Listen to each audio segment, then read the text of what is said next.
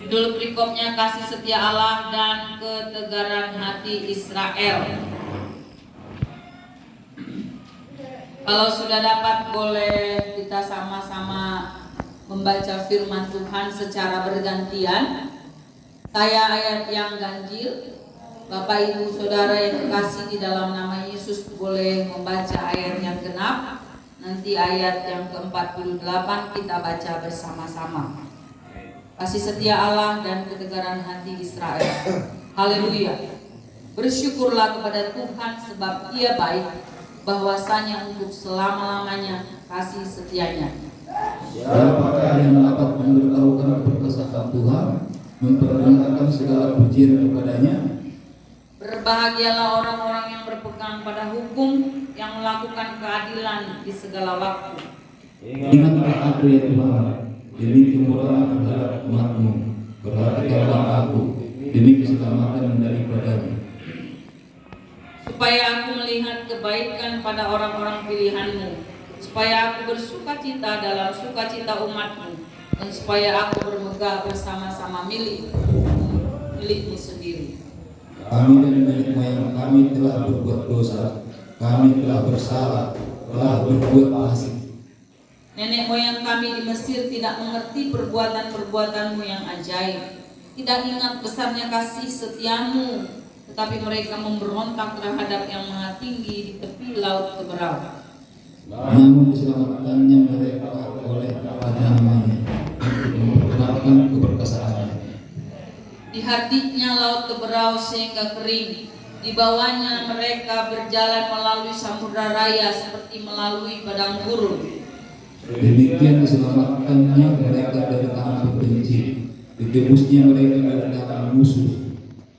Ia menutupi para lawan mereka, seorang pun daripada mereka tiada tinggal. Ketika itu percayalah mereka kepada segala firman-Nya. Mereka menyanyikan. Dibuat oleh pemazmur menceritakan bagaimana kasih setia Tuhan yang luar biasa kepada orang Israel.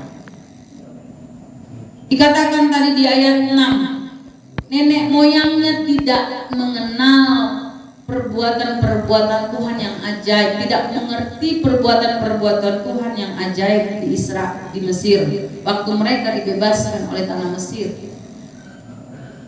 Orang Israel melupakan bagaimana Tuhan menyelamatkan anak sulung mereka supaya mereka lepas dari perbudakan Mesir. Mereka diperbudak di Mesir selama 400 tahun. Kesakitan selama diperbudak, mereka lupakan waktu mereka melihat orang Mesir mengejar mereka di tepi laut Teberau, lalu bersungut-sungut. Lebih baik kami di tanah Mesir makan daging, padahal tidak makan daging, diperbudak. Minum susu, makan roti, katanya. Daripada di sini kami harus mati semuanya, mati konyol, dikejar oleh tentara Mesir. Tapi Tuhan baik. Tuhan buat laut Teberau terbelah dan mereka boleh jalan di laut Teberau itu. Tapi musuh-musuh yang mengejar mereka mati tenggelam semua. Dalam perjalanan di padang gurun juga Tuhan memberikan tiang awan, tiang api sehingga mereka tidak kepanasan waktu siang. Bayangkan di padang gurun itu panasnya luar biasa, suhunya lebih panas daripada kota Medan atau kota Jakarta. Tuhan berikan tiang api di malam hari supaya mereka tidak kedinginan di waktu malam, karena suhu di padang gurun itu lebih dingin dari Samosir ini kalau sudah malam hari. Pemeliharaan Tuhan luar biasa, tapi mereka tetap bersungut-sungut. Orang Israel disuruh makan manna setiap hari, nggak kerja, berjalan menuju dari tanah Mesir menuju tanah Kanaan. Enak ya, nggak kerja, nggak capek-capek, hanya jalan saja Tuhan suruh. Tapi bersungut-sungut, makan disiapkan pagi, siang, sore, kumpulkan manna. tiap hari bosan lalu teriak-teriak sama Musa, setiap hari makan manna, kasih kami makan daging. Dikirimkan burung puyuh sampai mereka kenyang dan mati karena kekenyangan. Hanya jangan suka bilang mati-mati mengalang, dah. Orang Israel sudah mengalaminya, mati-mati mengalang. Hati makan kekenyangan di padang gurun, berputar-putar terus di padang gurun sampai 40 tahun. Karena apa? Karena bersungut-sungut, tidak pernah bersyukur dengan apa yang Tuhan sudah kerjakan dalam hidupnya. Hanya kesusahan yang diingat, bukan apa yang Tuhan sudah berikan. Bahkan mereka buta dengan keadaan di sekelilingnya, mengikuti semua kegiatan-kegiatan orang-orang di sekelilingnya. Di ayat 30 itu kisahnya di dalam Bilangan 25. Kita buka dulu. Ayat 30 mengatakan, tetapi Finehas berdiri dan menjalankan hukum pada, maka berhentilah tulah itu. Bilangan 25 ayat 7. Judul perikopnya, Israel menyembah Baal Peor.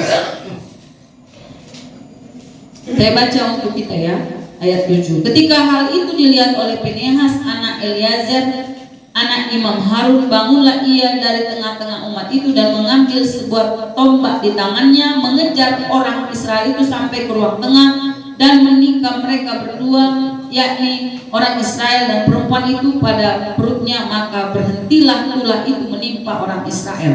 Dalam perjalanan dari Mesir, di tengah bagaimana pekerjaan tangan Tuhan menolong mereka,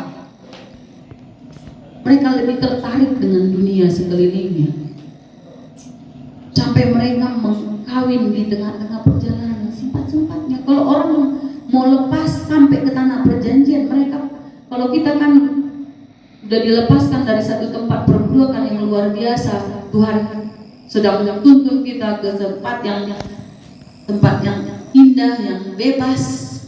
Kita pasti konsentrasi ya dalam perjalanan kita. Tapi bangsa Israel tidak. Dia melihat, cantik kali cewek-cewek yang di sini ya, di Sitim ini gitu. Malahan mereka sempat-sempatnya menikah dengan perempuan-perempuan yang tidak mengenal Allah. Sampai Tuhan marah. Setelah menikah dengan perempuan-perempuan itu, lalu mereka menyembah Baal, menyembah berhala. Lalu Tuhan marah dan diturunkannya tulah. Berapa kali Tuhan murka? Diturunkan tulah, diberi hukuman, tapi waktu mereka berteriak minta ampun, Tuhan balik lagi hatinya, Tuhan tolong lagi, Tuhan selamatkan lagi. Itulah pekerjaan orang Israel. Saudara yang kekasih dalam nama Yesus, apa yang kita belajar dari orang Israel? Firman Tuhan hari ini di ayat pertama dikatakan, bersyukurlah kepada Tuhan sebab Ia baik, bahwasanya untuk selama-lamanya kasih setianya. Pemazmur mau mengajak orang Israel dan mengajak kita semua untuk bersyukur, belajar bersyukur untuk kasih setia Tuhan. Bersyukur artinya kita mengingat kebaikan Tuhan dalam hidup kita. Dalam kesulitan pun kita harus mengingat, menghitung kembali apa yang Tuhan sudah buat dalam hidup kita. Pertolongan Tuhan, penjagaan Tuhan, perlindungan Tuhan. Bapak Ibu yang dikasihi oleh Tuhan, amin. 3 hal ini dari firman Tuhan kita belajar. Kalau dari ayat 6 sampai ayat 47 Tuhan mengajar, memberitahu bagaimana orang Israel terus bersungut-sungut dan melupakan kebaikan Tuhan. Tapi Tuhan terus menyatakan kebaikannya, menyelamatkan mereka ketika mereka berdoa di hadapan Tuhan.